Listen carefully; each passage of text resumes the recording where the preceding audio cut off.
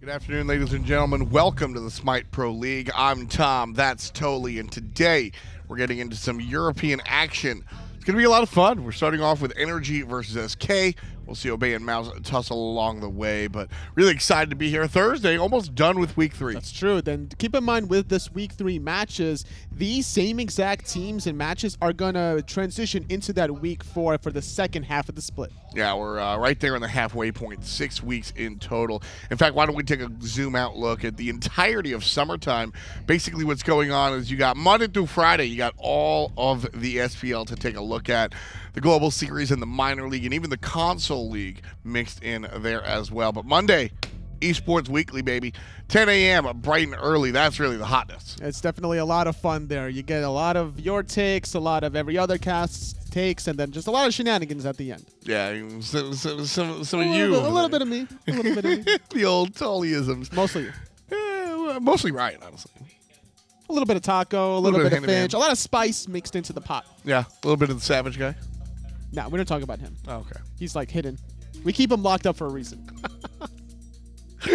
Well, back to some seriousness. The Pro League kicking off really nicely here in the summertime, as we noted, halfway through. And Space Station all the way up top, tied up with E United. Splice, though, I think is exciting on the North American side. When we look towards Europe, Dignitas rival up there 1 and 2 as per usual. But NRG, Obey, Mouse, and SK are all sort of in the mix there. SK, despite no wins just yet, certainly look like a better team than they have in the past. They're finding some victories in the best of threes, but not the 2 victories that they need. They took a game off of rival, they took a game out of Obey during their Week 2 matches, but they couldn't really seal the deal. They got actually raffle stomped by Dignitas earlier this week, and they need to find their footing against NRG today if they want their chance to make the Masters land. It's only top 2 teams per region. SK Gaming and NRG are going to be facing off today. That's how we're going to start things. SK has had their troubles, like we said. The revolving door that is the support position for SK has been a little bit rough, but HalfDevil, I think, has really solidified himself as the support. He's come in and out of the Pro League in the past, and now trying to reinvent himself here in that support role. Unfortunately, it didn't work out with Badger or Who the Best during the spring split, but for HalfDevil, I guess it's the new kind of fresh blood that they need, that kind of positive, happy-go-loving attitude that he really brings to a team environment. And something that he really relies on a little bit more than other supports would be the Kumbhakarna, something that has a lot of control, could be a potential game plan against NRG, trying to disrupt any sort of backline penetration from adapting. It's been fun watching HalfDevil play. He's got good instincts of the game in addition to just his good attitude. And he's played with these players in the past. I mean, him, Funballer, and mid lane Lawbster were together years and years ago. So he's not a newer player to this squad. Should be interesting to watch as him and his team sort of jettison up towards the top. Because like I said, still 0 wins. Yeah. But they have absolutely improved, and taking games off of teams like Rival, like Obey is something you've got to hang your hat on when you're a team struggling for wins like SK. And now with those 2 teams, Rival and Obey, Dignitas, or 3 teams rather, out of the way, they need to focus on NRG for this week and next week. They need to make sure that they turn this 0-4 back around and try to find these 4 next victories. But for NRG, where one team falters out of SK, another one thrives. NRG, despite the slow start that they had in Week 1 against Obey Alliance, they went undefeated since then, defeating Dignitas, Rival, Mouse. If the streak continues, they'll end the week on a very good note. It's very true. Yammyn has been a standout player. Yammyn and Emil over there living in Valencia right now together. So good things have been said about the Splice team coming together and squatting up in real life, and those 2 are going to be a part of it. I believe EmilZy is there as well, although I could be mistaken. He wasn't in their video put on by NRG, but these guys, even without or with him there, will be looking pretty damn strong. The support player has been a focal point, I think, for NRG as they step away from their longtime captain and support player Raffer and invite a new player to the roster for the first time in 4 years. It's the story of the supports between these 2, whether it's HalfDevil or EmilZy. And despite the switch that the NRG had, couldn't really make it in that top 2 during the spring split, just narrowly avoided their spot at the Masters land. But with a new split comes new players, new metas, and new opportunities. And a new game. Let's take a look at this one. NRG versus SK Gaming coming at you right here. SK will have the first pick and the first ban. I expect to see the Guan bans, I think, are very, very standard here. Agro and I had noted that the different leagues feel different metas, and I mean different prioritizations as far as the picks and bans are concerned. But here we see no Circuit and no Artemis. So far, it's pretty standard for how these players like to play. Funballer loves these late game hunters now, opposed to the early game that he used to play a bunch of Anhurs, switching things up to the Artemis, whereas SK respect adapting Circuit. There's so many games where Dodgy, Achilles, and Circuit kind of go under the radar, and you still kind of find a way to squeeze that in, even before or maybe even after a secondary ban phase with the rise of healer metas. You know, you try to ban out the Raws or the Athenas every now and then, and there it goes, a global presence support. Athena's so strong. I mean, 2-second taunt is absurd. Can you imagine a 5-second taunt? I think you're just dead. If you combine Erlong Shen's ultimate with an Athena taunt, there should be that special power. No, there shouldn't be a special power. Let's get some synergy going. No! We're going to make it happen. Thoth and Cerberus are going to make it happen for NRG. Nice selections there. Thoth in the hands of Yammyn. I will never say no to. Please and thank you.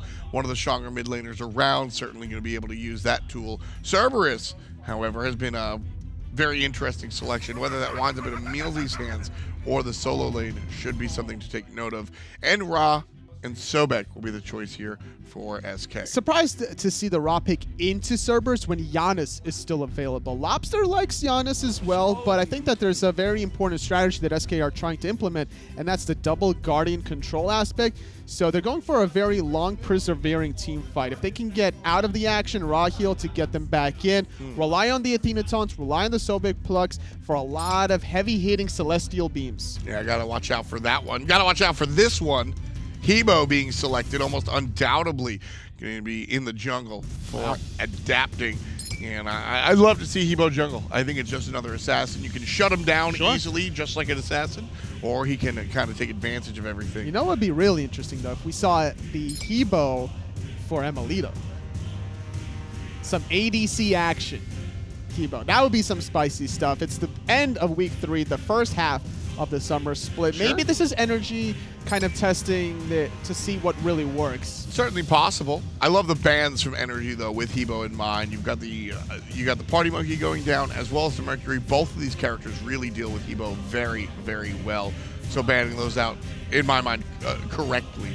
NRG option to them after the Gammyn the Odin ban from SK Gaming.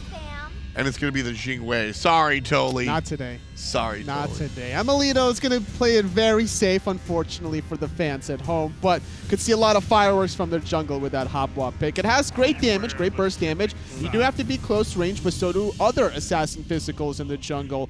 And with the mobility between the water carpet, you're looking to not only help yourself get into the action, but also Yammyn. You had mentioned Anhur and Funball before. There you go. Faeles will be playing on the Susano. Very excited to see him there. I think it's a character you can run the game with. And when Faeles is going to be the guy setting the pace of the game, then that's usually when SK find their wins or their good games, even if it winds up in a loss. Amaterasu, the solo laner of choice for maniaKK. Should be an interesting one. Could also be Cerberus for maniaKK and Amaterasu for EmilZy. Mobility on mobility between this Ama and Hopwop pick. I think that was the strategy for NRG going in here. Absolutely true, and I will back up. Unsure where those two choices will go. SK Gaming have a mid-game team composition. They don't want to stretch this one out. They want to win before it gets too late. On the other hand, NRG, they've got the Thoth, they've got the Hebo, they got the Jing. This squad is ready to go the distance. NRG and SK, game 1. Let's go. Thank you, Tom. Thank you, Toli. Finch and Taco here to go into game 1 between NRG and SK. And SK draft a bunch of slows, and then NRG get the Hopwop, Atlas of the Yellow River, whatever you want to call it, to get them through those slows. And the water carpet is going to be really important, I think, as far as being able to create some spacing. On top of that, I don't think that SK's draft is really going to be able to compensate for some of that burst damage that NRG are able to provide. And you heard Tom talk about how they feel kind of mid-gamey. They do in their carries, right, with the Ra and the Anhur, but then they have the Ra for the heals. They have like Athena Tom, which is great late game. I mean, are they going to be able to transition this into a late game comp if it ends up scaling out that way, even with the heals? They just have to protect that Raw so heavily. That's Yes. going to be the main concern here, is that adapting with the Hubwa, I think, was a really smart pickup, because not only is it a little bit unexpected, but I think that also that is the amount of damage that you need in order to destroy that healer composition. And it's maybe not unsuspecting Hobwa jungle, but Adapting hasn't played it a lot at the SPL level. I'm certain that Adapting is going to be able to play this very, very well, but it's nothing we see from him a whole lot. So certainly there is a chance there for that to perhaps catch SK off guard. And do you think that's enough for NRG to win, or do you think SK has it? Who do you think will win? Go ahead and vote for us in that mixer poll. I think that the Athena, and I really like the double Guardian composition that SK opted for. I think that that was just smart and playing a little bit more towards their strengths. A big thing about SK is that they tend to struggle at times during their team fight, so if they can make sure to keep those consistent with those 2 Guardians in their setup, then they could be in a pretty nice spot. They really do have a great amount of control, not just between those 2 Guardians, but Susano really can be great setup too with the pulls, with the Typhoon. As long as they can make sure that they are able to follow up, like you said, with that raw damage, they shouldn't have too many problems here, as we are just about ready to move into game 1 between these 2 squads. This definitely feels like a battle of the executions, though, because I feel as if SK's composition can be a little bit more forgiving, but you've got to look out for members like Funballer, Lawbster, Faeles. They're all so susceptible to some of this Hobwa, Thoth damage, and that's where the real concern gets drawn in. NRG are probably going to be looking to slow play this one up until that 15-20 minute mark. It is going to be, though, maniaKK playing the Amaterasu in the solo lane, and emilZy taking the Cerberus over to the support lane. So they got some tools to try and survive, because an Athena on her duo lane can be rather aggressive at times. The taunt, impale, perhaps even into the pillar, can certainly cause some problems for emilitoo early on in the matchup. We'll just have to see if he's able to still stay safe, as Jing is a relatively safe god. If he can make it through that, he should get to the point where that crit's online, and he's doing plenty of damage in his own right. The Jing felt like a smart response. Speaking of which, emilZy and emilitoo, HalfDevil venturing over into NRG's purple buff, seeing if there was some possibility for a steal. But more importantly, Funballer and HalfDevil, they cleared the wave so quickly, they might be able to invade this red buff. And that's exactly where they're heading. Now, Yammyn is making the rotation over, but he's not even going to go to the red buff, just going to come try and defend these mid Harpies instead. Red buff taken away by Funball and HalfDevil. But this does mean now that emilZy and emilitoo have the lane pressure, they can push forward. And if they want to go for poke, if they want to go for bust, they have the opportunity. First step, though, is going to be to get some good poke on the HalfDevil. emilitoo dashing past him, but HalfDevil took the dash early and is going to be okay. Oh, Funballer caught out of position, though. He went the wrong way, and now HalfDevil being so split apart from him, just trying to peel where he can. He's absorbing all of these autos from emilitoo. That was great from HalfDevil. That was really all he could do at that point, since he took the dash, was just block as many shots as he could, kind of body block the positioning from emilitoo and emilZy. So yes, they do both still take a bunch of poke, but that was way better than it could have been. That could have easily been first blood onto this Anhur. Fortunately enough, HalfDevil was able to get in front of those auto attacks and absorb enough of them so that Funballer wouldn't have to be too worried about it. But losing their sprint, pretty big deal early on. That means that Adapting could possibly look to venture over here. And now with Faeles helping to secure the purple buff, I think that SK are going to be all right. You did talk about this a little bit earlier, though, Taco. I mean, between a Thoth, between a Hobwa, they've got a ton of late-game magical burst. I mean, how does SK work around that? Do they have to get off to a really good early-game start? Can they heal through it? I mean, what's going to be their counterplay to all that burst? Most of the counterplay to the burst is just forcing NRG to use those ultimates defensively, or forcing them into really tight corridors that are going to be set up for taunts between HalfDevil and then the Lawbster with the Searing Pain follow-up. Faeles also has that Typhoon, can come ripping through the backside of a team fight, catching the members of NRG off guard. It's all about finding the right moments. And I agree with you 100% as emilitoo takes a ton of damage. There's a lot of pressure on Faeles, I think, to not let Adapting be comfortable on this Hobwa. He's always able to use Crushing Wave for damage rather than like for escapes. If he's always able to find good knockups from the backline, then it's going to be very difficult for them to win. But if Faeles can put that pressure on and force Adapting to play a little bit more suboptimally, then they have a good chance as they come for the red buff yet again. Well, speaking of pressure, Finch, this is what you wanted, and HalfDevil going to be able to confirm that red buff one more time. SK Gaming strips it away from NRG. And it was really just the HalfDevil Lawbster duo this time. Funballer doesn't even rotate over, so this time Lawbster able to clear the wave and rotate a little bit more freely than Yammyn was, and that nets them a red buff steal. Again, this is farm that Adapting could have potentially gotten to try and slow down this Hobwa a little bit, but of course, these are all small incrementals. They've got to make sure they continually do these. Transitioning the early game leads into the mid and late are going to be what pose the most issues for SK. It's just that if they're able to survive a team fight and then utilize those raw heals to resustain themselves and then re-engage, then NRG could be in a tight situation where they're not necessarily going to always win that. And it's really about, can SK survive through all of the burst damage that's available? And that's the problem. NRG's burst is kind of replicatable in a way. Yeah, no, they won't be able to use Crushing Wave and Final Judgment over and over again. Those are ultimates, obviously, but Adapton's going to do plenty of damage with his regular kit. So is Yammyn. emilitoo, with those explosive bolts, is going to chunk. So yes, typically with burst comps, once you go all in, you can get punished.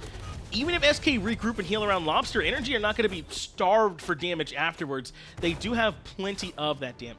Really like what Funballer's choosing to do here in duo as well. Just holding the wave so it goes as far back to his tower line as possible, meaning that emilitoo won't get an immediate advantage, and the creeps are going to have to meet halfway, that he's going to have to push up, and might not necessarily feel safe doing so. He shouldn't feel safe. HalfDevil is here on this side of the map. Meanwhile, emilZy was in mid lane helping out with Yammyn. So emilitoo is going to get some solo farm here, but got to make sure he's careful. There's absolutely kill potential whenever there's an Athena taunt on the table.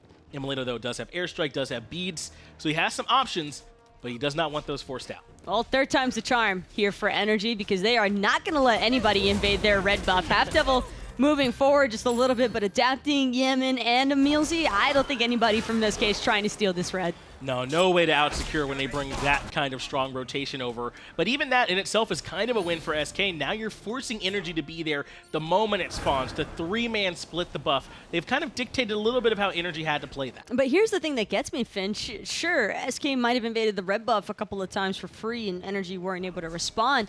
But NRG is the one who's mildly ahead of, I mean, this is completely even in terms of gold. Right. I agree with you. This is where you're expecting SK Gaming to be their strongest. Now, I mean, a couple levels, sure, making sure everyone's ready to engage, just like Faeles is going to be when they're ready to have their big moment. Typhoon charged, not quite going to make it. That's Typhoon and Defender of Olympus. They only get Dazzling Offensive out of maniaKK in response.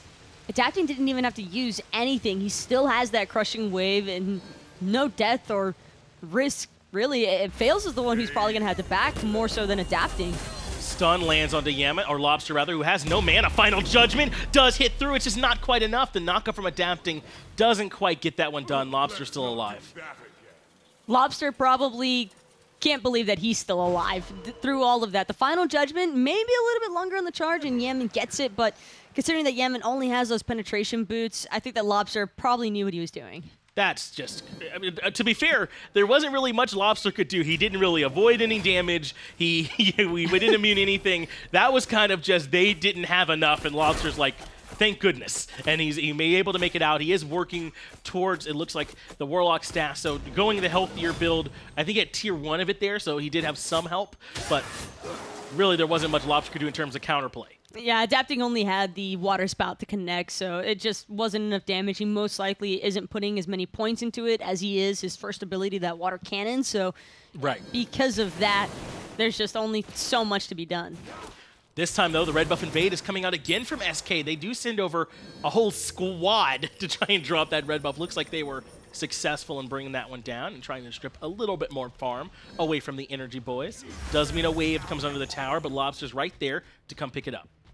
Funballer is just wards galore over there on the left-hand side, though. emilZy has made sure to keep this tree, or this map, lit up like a Christmas tree, and I think that emilitoo's helping to contribute every now and then, but it's super important for emilitoo to have this much vision so early on. This is an important pluck because the rest of SK Gaming are here. They force out the dash, force out the Dazzling Offensive. maniaKK goes for the blue buff invade, but has to commit his ultimate to get himself away safely. I like the idea for SK. I mean, they're clearly trying to play aggressive and use what bit of an early game advantage they have. It's just that NRG have done a great job disengaging every single time. They really have been very safe as NRG. And SK are grouping a lot as they're moving around as like this sort of death ball. If they can catch out one person, they definitely have kill potential.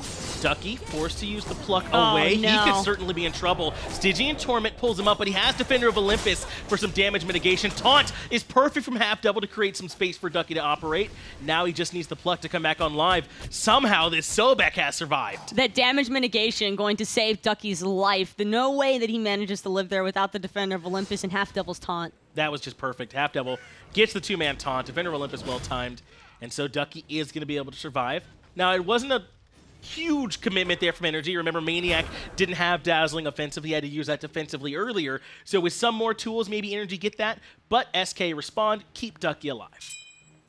Faeles and Lawbster grouped up together in the middle lane. And you talked about it earlier, Finch, where you wanted to see the Susano kind of playing the suppressive factor against the Hobwa. But for Faeles, Susano in the early game might not be able to bear as much. HalfDevil gonna get a nice taunt. Searing Pain does come out from Lawbster, but it's still not enough. Faeles forced to use the Typhoon, but final judgment from Yammyn tracks him down. First blood goes over to the NRG mid laner. I don't even know if Typhoon got to actually shoot off with how quickly they took down Faeles. Probably just went in whatever direction Faeles happened to be facing it at the time. And Yammyn, beautiful response too. Immediately pops those purification beads once he realizes that Lawbster's going for that Celestial Beam, Searing Pain combination. Avoids all the damage, comes back with the clapback against Faeles, and I just don't think that this is Faeles' lucky time in the mid lane. Not at all. I mean, and you really couldn't have asked Yammyn to play that any better. It was his evade and punish that initially forces the beads out from Faeles, I believe, and his follow-up damage after that was just too strong. It only took a half second of Faeles being kind of locked down as well. He used the beads for the rest of the squad to come in, follow up with the damage, they get the kill.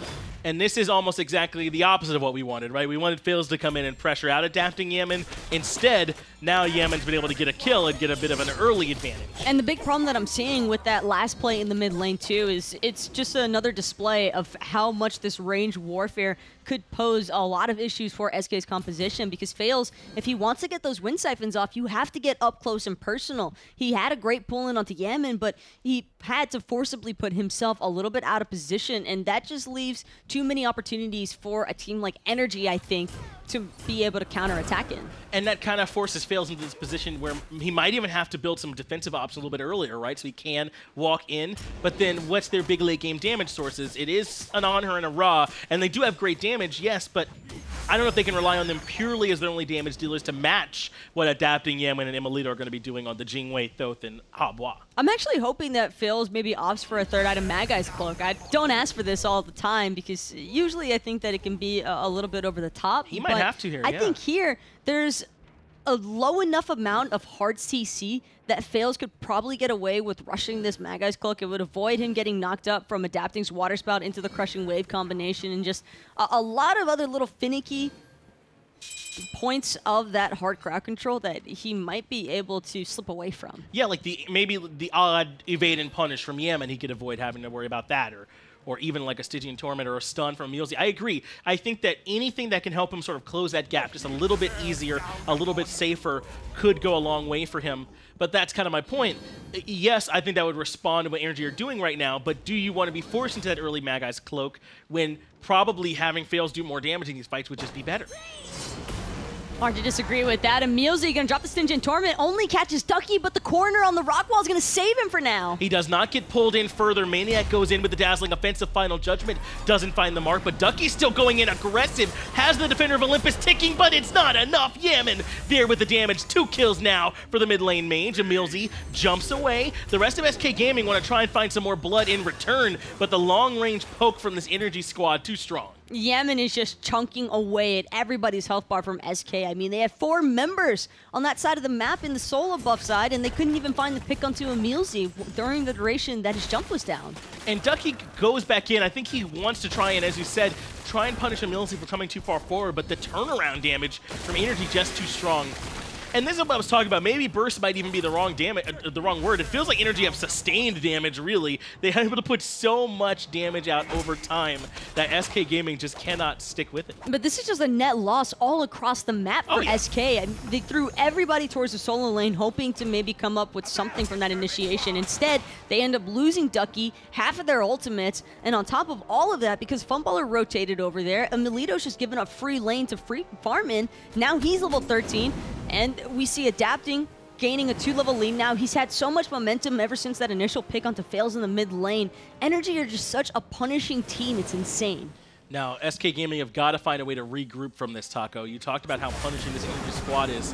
Well, SK's big claim to fame here is their sustain, their ability to regroup, heal back up, and then all in off HalfDevil's initiation with the taunt. They've got to make sure they play around that a little bit stronger, as maniaKK almost gets caught out there by Ducky, but he's an Amaterasu. He's able to just get out of there. No problemo. HalfDevil looking to soak up whatever experience he can. And these little experience leads might not seem that drastic for now, but it's just what they could potentially amount to later on. If you take a look at the timer, in fact, everybody from NRG is pretty much gaining a minute per level, which is a really fast pace to be on. They've been able to farm very efficiently so far of energy. There's some relevant levels as HalfDevil gets pulled back under the Tier 1 tower. Final judgments there. HalfDevil still clinging to life as emilZy chases him out. Meanwhile, Adapting goes in on Faeles on the backside, finds him no problemo. 2 kills now for energy. Faeles and HalfDevil both fall. SK just don't know which direction to look at because they are getting hammered from every single direction. Energy just completely dismantling SK every single time they show their face. Now Gold Fury being looked at by energy while the whole rest of the squad is at the red buff, zoning away any chance for steal from SK Gaming.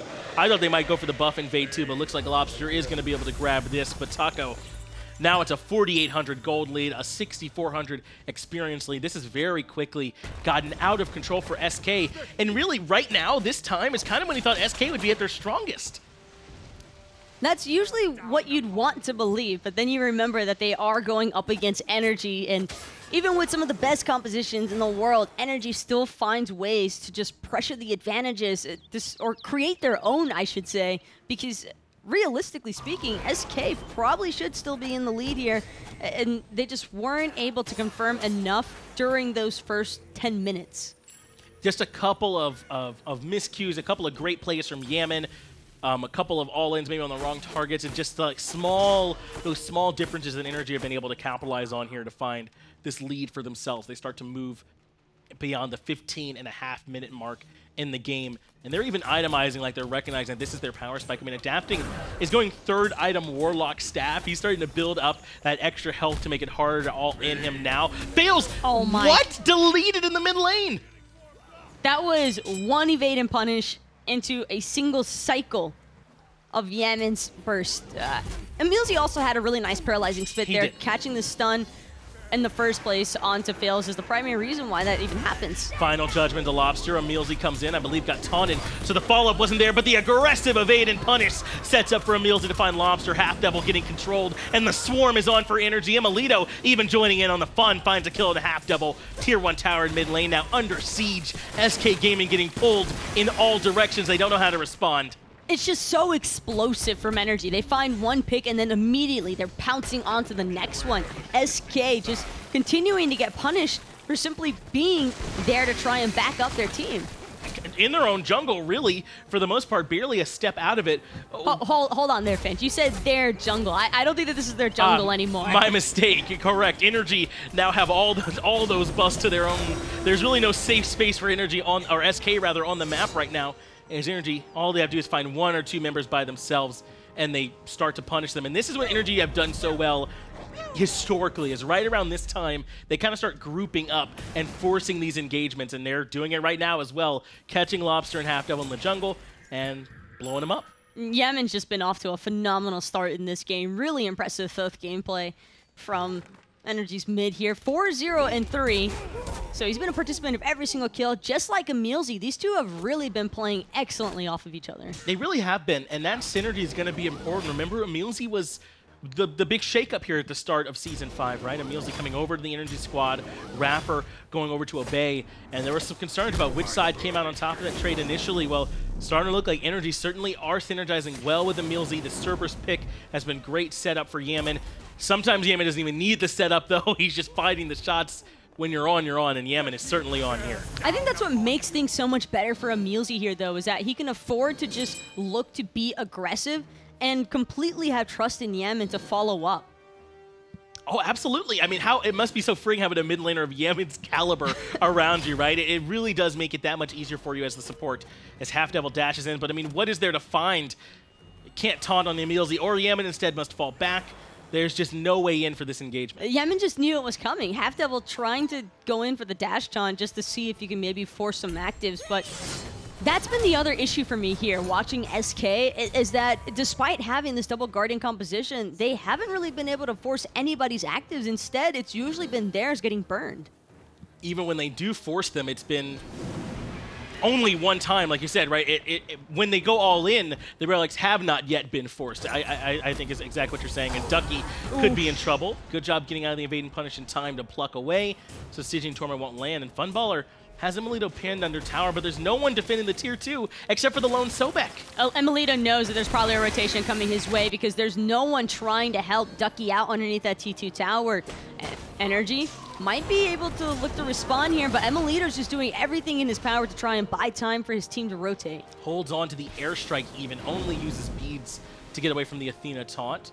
They do have Faeles on that side as well, but the whole NRG Goon squad is rotating over. This could potentially be problems if they are able to catch out HalfDevil or Faeles. Yes, they do land the stun to interrupt him while he's trying to charge the dash. maniaKK chasing him with the dazzling offensive. That means yet another stun. emilZy comes in with the slows, and the adapting comes in with the damage. HalfDevil drops for the 8th kill of the game. HalfDevil would have had to drop that Defender of Olympus immediately, but I love this from SK. They might have lost HalfDevil, but this Fire Giant could potentially be a huge loss to NRG. They're going to have to burn this faster, though. NRG recognize this is happening, and they are hauling tail over here to the Fire Giant. SK have to drop it, and I think NRG are happy to pick it up right where they left off. A couple are going to go on the zoning duty, so someone's going to come back to help emilitoo, but maybe not. He's happily chunking away. And there's no tower there for SK. They can't afford to take a fight against NRG because they would have nowhere to retreat to. That's the importance of NRG's last play. That 5-man or the 4-man grouping into the solo lane for SK, eliminating that T2 tower just makes it so the map pressure is so heavily in NRG's favor. They can pretty much do whatever they want. Even then, when they got that pick onto HalfDevil, I don't think HalfDevil was expecting the entire team of NRG to collapse on him. But what was so unfortunate about it is the timing came right as the Gold Fury was spawning, so they could be taken away. I mean, and they went all the way over to the Fire Giant Taco, and they made the call you have to make. NRG make an all-in commitment onto duo, so we're going to try and punish them on the solo jungle side of the map. The problem is they just don't have the damage yet. Funballer's there, Lawbster's there, and they're trying to shred it, but emilitoo has the Rapid Reincarnation to get there quickly. The whole rest of the squad all in to get to the Fire Giant and punish the one comeback chance SK had. Now they're down, what, 13,000 gold? And NRG have the Fire Giant and only one tier 2 tower standing. The only thing SK were really able to get out of that shove outside of the T1 was emilitoo's beads, but those are going to be up in right around 30 seconds. That's not even all that relevant any longer. I almost wish that SK would have continued to push down that T2 side, because at the very least, they potentially get a tower. And worst case scenario, absolutely, is that they don't get the tower, period, and everybody wipes. But I almost feel as though forfeiting every single one of these objectives to NRG is kind of the same thing. Effectively, it is in terms of the losses they're getting on the map, and NRG have plenty of time on this Fire Giant Taco. 2 minutes, 20 seconds to go, and they're going to come siege this Phoenix and dual lane right away. Nothing on the evade and punish, but they have plenty of ranged poke to get this working in their advantage. Phoenix being looked at. HalfDevil goes in for the dash. Taunt does fine too. Searing Pain only hits on the maniaKK, and he shrugs it off. maniaKK now goes in for the initiate, but Stygian Torment is there to follow up, forcing the beads and the cooldowns from everyone. Phoenix falls, and NRG yet again look clean as they take the objective. SK are just too far behind. I mean, Lawbster had a great Searing Pain there. I believe it might have even clipped emilZy too, but just did not have the powerful pack of a punch that you expect. He went for the 3rd item, Obsidian, fully understanding that his damage can't realistically match that of NRG's entirely, but maybe with the Obsidian, he can break through some of their defenses. It just felt like SK are simply suffering so heavily from this lack of itemization and levels. It's only going to get worse as NRG look like now they're making their back timers. They go grab the Pyromancer so they can head back to base and get healed up even further, but you're right. SK very much, it feels like, have walked into a wall here in terms of just their lead or how far behind they are, because it was actually not a bad defense from them, technically, like mechanically wise. They, as you said, a good ultimate came out from Lawbster. Faeles does a good job interrupting maniaKK and pulling him deeper into the backline where they can try and punish. Problem is, maniaKK is so far ahead. Problem is, Lawbster so far behind. They don't have the damage to sufficiently punish them, even when they're out of position. I kind of want to see Faeles on a more aggressive early game jungler next game. I like the idea behind the Susano. I can definitely see the team concept that was going there for SK, but the main issue that he encountered was just not being able to fully punish NRG's late game comp. He just would try to go in and then usually end up being the one who died, and that just set him so far behind adapting early on that he couldn't afford to go in anymore. emilZy Jumps away, pluck from Ducky, lands on him into emilitoo, but HalfDevil has already taken a bunch of poke, dazzling offensive, forces Lawbster's ult out prematurely, and he has to use the Aegis just to stay alive. Typhoon does knock up emilZy, Desert Fury does come through, emilZy getting plucked into the Titan room, so they might have a chance to take down the Guardian, and they do. Funballer gets the first kill for SK Gaming 23 minutes in, but Phoenix has already fallen. NRG happy with that trade every day of the week. emilZy knew exactly what he was doing by taking away from Funballer's attention. That Phoenix was completely exposed. Everybody just shoved so far back into their base. SK have not been able to make these Phoenix defenses stay alive. And they're having a hard time finding the goal to try and recoup some of these losses. I mean, take a look at the builds coming out from NRG. They've got the Emperor's Armor on maniaKK that's unmatched on SK, so they're going to make those sieges even easier for themselves. Spirit Robe for emilZy, so if he gets pulled in, he's getting the extra protections, even less likely to fall and be a good target for them to all in on. NRG further exacerbating this lead, but that's a great taunt into Searing Pain combination. Adapting, though, still standing, finds the kill. Funballer leaping in aggressively, shuts down the jungler. They make it 1-for-1, but even on a dream initiation, Taco, it's 1-for-1. But there's still the spark of life from SK. They're not ready to just roll over and let this game go quite yet. NRG still need to be on the lookout. They can't get completely lazy with what they're doing. And SK proving it there in the jungle with the Athena taunt into the Searing Pain, into that first ability from Ra as well. Fireman is now pouring into the Titan room, doing decent damage, but Ducky's right here. Certainly he'll be able to start defending this soon because the Titan is taking damage right now. This is happening. Poor Lawbster, though, man. I mean, of all people to die there, I really thought he was going to secure the double kill. Both those Aegises just barely managing to keep them alive while that second ability was procced. The blind, though, I think is what helped Funballer be able to jump in and use that impale for the cleanup onto adapting. Oh, they're waiting for adapting here. I like it, NRG. Gonna make sure he gets that Fire Giant buff, and now they grab it for all 5 members. But this Titan is gonna be even easier to take down, Taco. I mean, those firemen are able to pour in and bring it down to about half HP. A job for NRG that probably wasn't going to be too difficult has been made even a little bit easier. They only have this one Phoenix to worry about. Left Phoenix is respawning as we speak. And NRG got to try and break these down before the Titan has a chance to reheal. But somebody from SK is most likely going to end up looking to defend that left side Phoenix. And right now it seems as though that duty has fallen onto Ducky. Funballer maybe.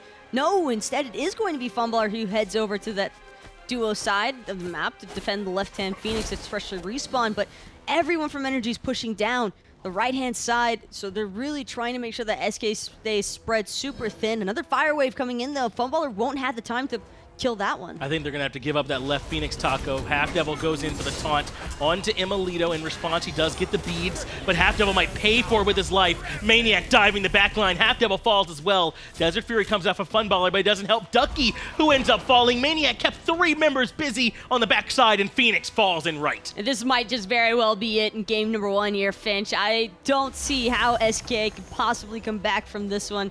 NRG are just looking so damn good right now in game number 1 here. Faeles, drops down the ultimate, blinks in for the setup, but instead the Typhoon ends up being off the mark, and Faeles gets punished for it handily, has to go for the retreat path.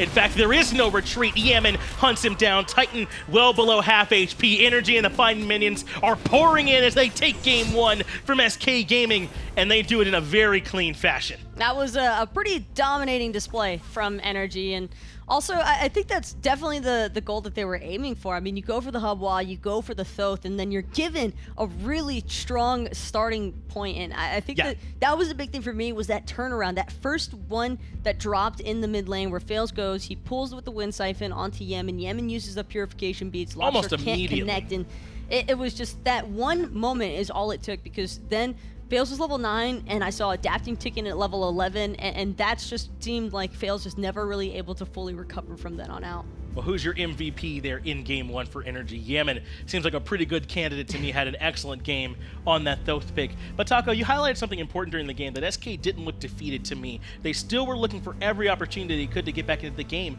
We talked to Ducky earlier this week. They knew this was going to be a tough week. It's Dig and NRG for them, but they weren't discouraged. They know they can come in and still perform well, and we're still seeing that same attitude from them. I think no matter what, also, SK kind of understand that they might not necessarily be quite at Dig energy level. Just, I mean, these are the 2 teams I think a lot of people would be referring to when you think of the top teams in Europe at the moment. It's always going to be Rival, NRG, and Dignitas. Obey kind of still trying to work their way in there, but those three for sure are just such strong opponents that I think that SK kind of just understand this experience is still really important to help them just continue building alongside that synergy with HalfDevil. I know they don't come in here expecting to lose. They're giving their effort, and they're going to definitely do that here in Game 2. But let's hear a little bit more about what happened there in Game 1.